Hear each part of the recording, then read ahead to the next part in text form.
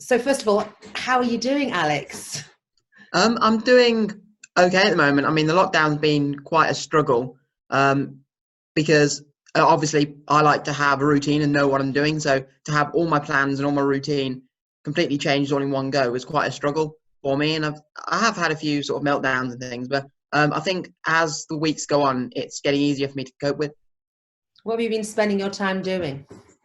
So I've been doing lots of things. So I've been trying to keep myself really busy, and I've created, as well as doing lots of work. So I've been keeping busy with my work, and I can't really do my autism talks in person, but I can still do one or two of them online. So I've been doing that, and I've been creating myself loads of projects to do. So I've decluttered all of our garage at home, Wow. and at the moment I'm just painting our Wendy house. So it was dark green before, and my grandma said I can paint it whatever color I like, so I'm painting it a bright pink. And who have you got living with you? How many people in the house? So last year I moved in with my nan and granddad, so it's just me, my nan, and my granddad Wow. at the And is that moment. nice and calm sometimes? It really is because, I couldn't be in a better place in this kind of situation because I moved in last year when my parents moved out of Solihull where I live. And to be honest, if I'd had to lock down with my sisters, that would have been a nightmare. So Why? I'm really glad. I'm really glad that I'm with my grandparents because I've spent a lot of time with them over the years anyway. Why would locking down with your sisters be a nightmare? Well, me and my sisters have never really got on very well. So it wouldn't have been good to be in the same house as them for like weeks and weeks on end. So it's just good that I'm with people that I really get along well with. And how are you staying connected to people? Because that's quite important, isn't it? Well, one of the things I'm doing is I'm having loads and loads of like Zoom and FaceTime calls with my family and friends. So all the people, because that's one of the other things, not seeing the people that I would normally see like every single week has been quite difficult.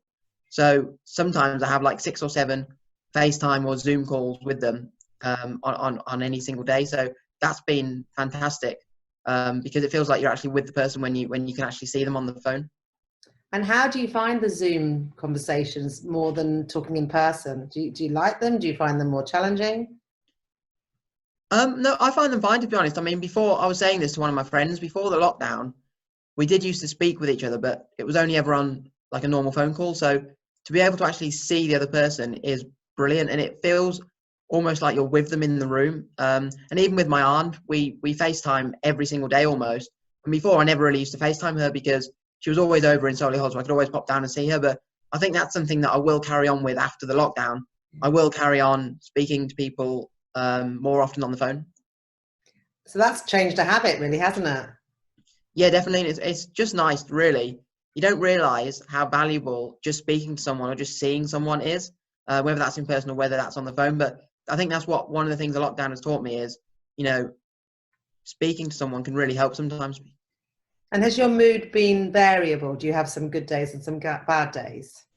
I think so. It's kind of like, I feel kind of like I've been on a bit of a seesaw. So sometimes I'm up and really happy, and sometimes I'm down and uh, really anxious. I mean, I've been suffering a little bit with anxiety just because of the fact that I don't know when things are going to come back, when football matches that I go to every week are going to be able to have spectators, when all my talks are going to be rebooked, when I can go to a restaurant, when I can go to my family's house and have a meal.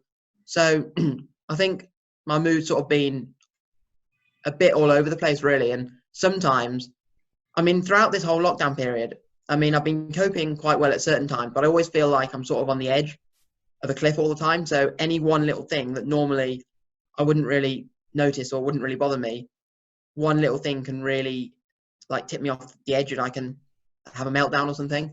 And I And how are think, you coping with the meltdowns? And what do you do when you're having a meltdown? well, one of the things for me, I mean, normally for me, a meltdown is um, I just go up to my bedroom and start crying. That's one of the things that I do when I have a meltdown. Definitely phoning some of my friends or my family really, really helps. Also, I can go out on a walk, and when I'm on a walk, I'll listen to music or phone someone. But another thing I try and do is I try not to overload myself with things. So although I might have a few things planned in the day, I don't try and plan too many things because sometimes if I've got too many things going on in my brain, that can almost cause me to fall off the edge. So I try and just limit the amount of things that I'm doing, and the things that I am doing, I try and give myself a bit more time to do those things. That's very sensible, actually. That's advice you could give everybody, I think.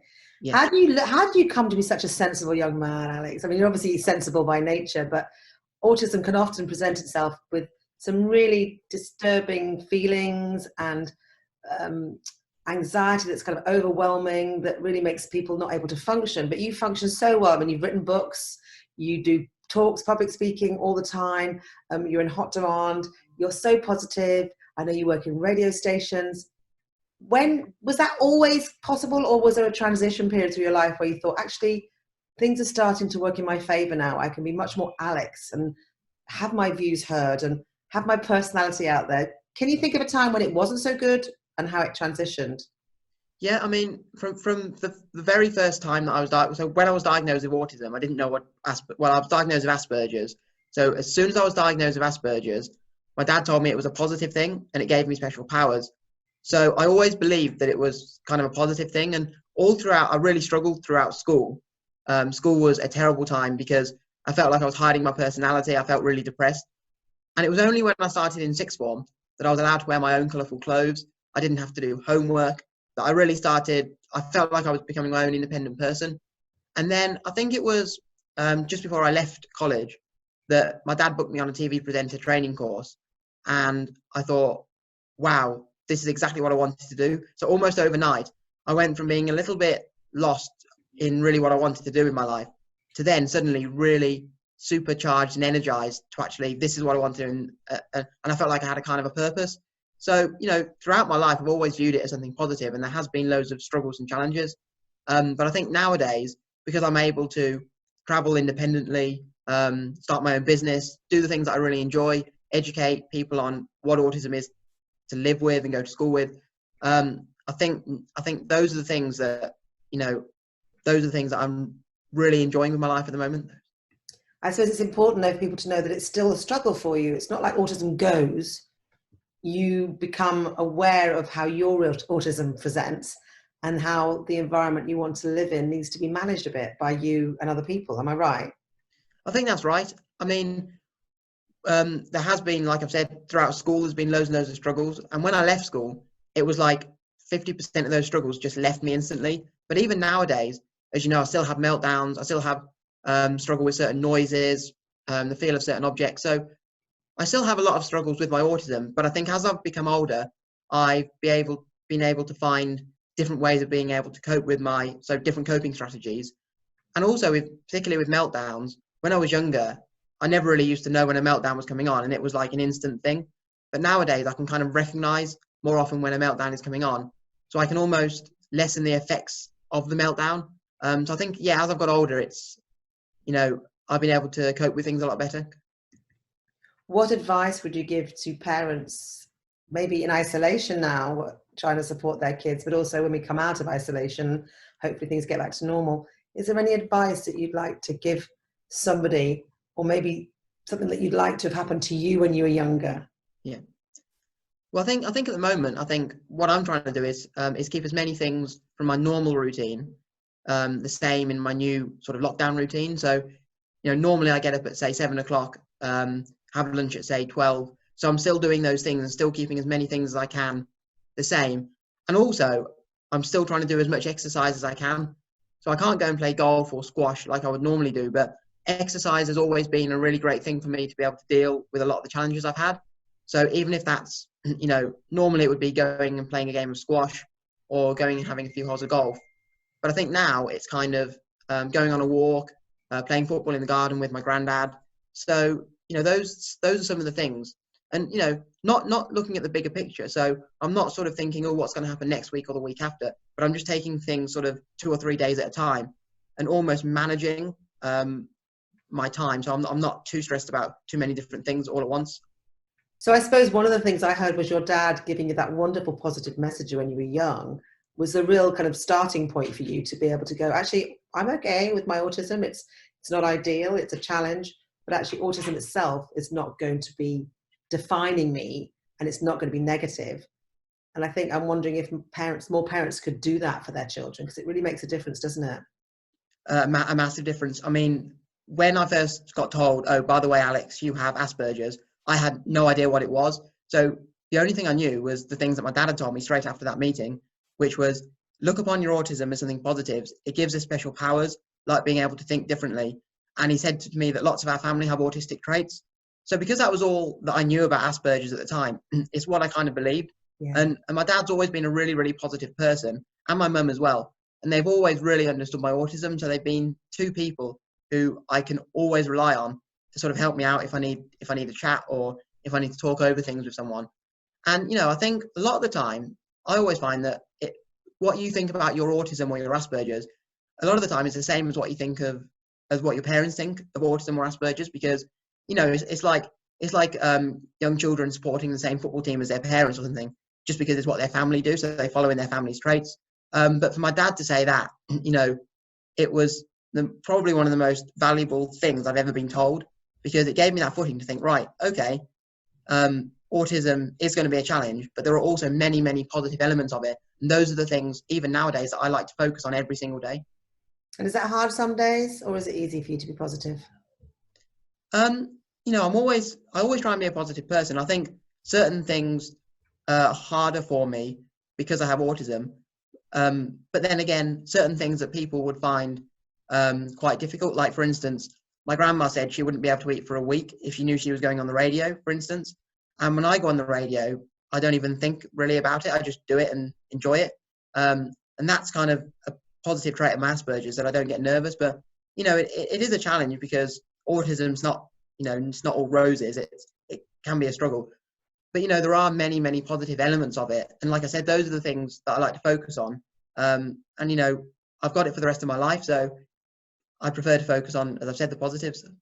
Something I was talking about yesterday with one of the other conversations I was having was a different subject, but about autism on social media and how you find it. Because I know you do quite a lot of posting, which is fantastic. Yeah. And whether you find it a positive thing or whether sometimes you get some negative feedback, whether you find it gives you great satisfaction or if it leaves you dissatisfied. Just curious to sort of ask that question. Yeah, I think it's brilliant that a lot more people are using social media to spread awareness for autism, because, it's only really the last sort of 10 or 15 years that it's sort of come to the fore. And even now, a lot of people, especially when I was at school, they had sort of preconceived ideas about what autism was. So reading things online, there will be people, and I've read things before where people write things that aren't very nice, but to be honest, I just ignore them. And I've always been like that, just ignore those kind of people. And it doesn't really, for me personally, reading something negative doesn't really bother me.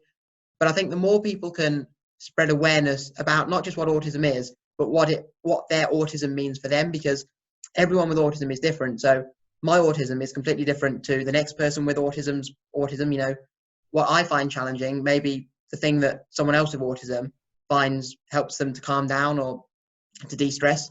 So I think it's getting the message across that, basically once you've met one person with autism, you've met one person with autism. And I think social media is a great way to try and get those kind of messages across.